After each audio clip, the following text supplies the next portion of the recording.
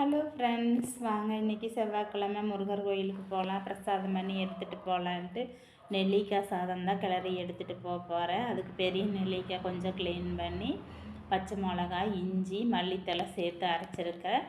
சாப்பாடு குக்கரில் வச்சு விட்டாச்சு. இப்போ இதை தாளிச்சிக்கலாம். சட்டியில் எண்ணெய் விட்டு கடுகு, கடலைப்பருப்பு, உளுந்தம்பருப்பு, வேர்க்கடலை, கருவேப்பிலை சேர்த்து கிளறிக்க போகிறேன். நம்ம முருகர் பார்க்க போகிறதுனால ரொம்ப மனசு சந்தோஷமாயிருதுங்க. முருகர் உண்மையிலையுமே நம்ம எவ்வளவோ கஷ்டத்தில் இருந்தாலும் நம்மளை அதுலேருந்து காப்பாற்றிடுறாரு. அப்பப்போ நம்ம பிரச்சனையை தீர்த்துறாருங்க. ஓம் சரவண பவ. கருணை கடலே கந்தா போற்றி. இந்த ஒரு மந்திரத்தை மட்டும் நான் சொல்லிகிட்டே இருப்பேங்க. திருத்தணியில் உதித்தருளும் ஒருத்தன்மலை விருத்தன் எனது உள்ளத்திலுரை கருத்தன்மையில் நடத்த குகன் வேலே. இது மனசுக்குள்ளே சொல்லிக்கிட்டே தாங்க இருப்பேன் எப்போவுமே.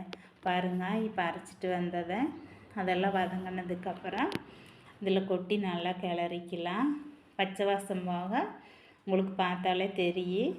அந்த இதெல்லாம் பிரிஞ்சு நல்லா வந்திருக்கு. இந்த மாதிரி வந்ததுக்கப்புறம் சாப்பாடு ரெடி ஆயிடுச்சு. இதை கொட்டி கிளறிக்கலாம். ஒரு பாக்ஸில் போட்டு எடுத்துட்டேன்.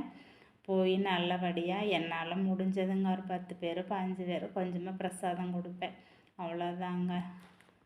பாருங்கள், ரெடி ஆயிடுச்சு. பிரசாதம் கொடுக்குறப்ப வீடியோ எடுக்கலைங்க, யாரும் இல்லைங்க. அதனால் நான் மட்டும் கொடுத்துட்டு சாமி கும்பிட்டு தீபம் போட்டுட்டு முருகரை பார்த்து கும்பிட்டு வந்து எல்லோரும் நல்லா இருக்கணும்னு. என்னோடய வீடியோ பிடிச்சிருந்தால் லைக் பண்ணுங்கள், ஷேர் பண்ணுங்கள், கமெண்ட் பண்ணுங்கள், மறக்காமல் சப்ஸ்கிரைப் பண்ணுங்கள். தேங்க்யூ.